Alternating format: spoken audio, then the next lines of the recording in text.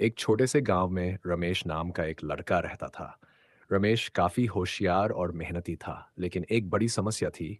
वह समय का महत्व नहीं समझता था। उसे हमेशा लगता था कि काम को कल पर टाल देने में कोई हानि नहीं होती। एक दिन गांव में एक विद्वान संत आए। उन्होंने गांव वासियों को समय के महत्व के बारे में सिखाने का फैसला किया। रमेश भी वहां मौजूद था। संत ने एक कथा सुनाई।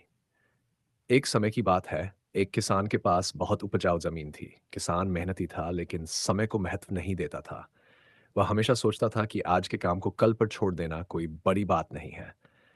फसल की बुवाई का समय आ गया, लेकिन किसान ने टालमटोल की। जब वह अंततः खेत में बुवाई करने गया तो मौसम बदल चुका था और बुवाई का सही समय निकल गया था। परिणाम स्वरूप उसकी फसल बहुत कम हुई और उसे भारी नुकसान उठाना पड़ा। संत की कहानी ने रमेश को गहराई से सोचने पर मजबूर कर दिया। उसने सोचा, अगर मैं भी समय को यूं ही व्यर्थ करता रहा तो मैं भी इस किसान की तरह नुकसान उठाऊंगा। उस दिन के बाद से रमेश ने अपनी आदत बदल दी। वह समय पर उठता, अपने सारे काम समय पर करता और कभी भी किसी काम को कल पर नहीं टालता। धीरे धीरे उसकी मेहनत का फल मिलने लगा। उसकी पढ़ाई में सुधार हुआ और वह गांव के सबसे अच्छे छात्रों में से एक बन गया।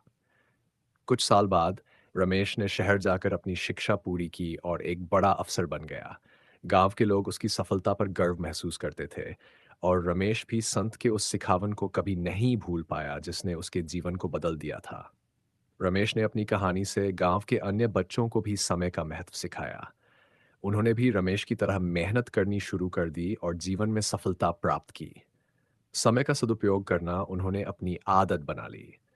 इस तरह रमेश की कहानी पूरे गांव में फैल गई और सबने समझा कि समय अमूल्य है। यदि समय की कद्र की जाए तो जीवन में सफलता अवश्य मिलती है। समय एक बार चला गया तो उसे वापस नहीं लाया जा सकता। इसलिए समय का सदुपयोग करना ही जीवन की सच्ची कुंजी है।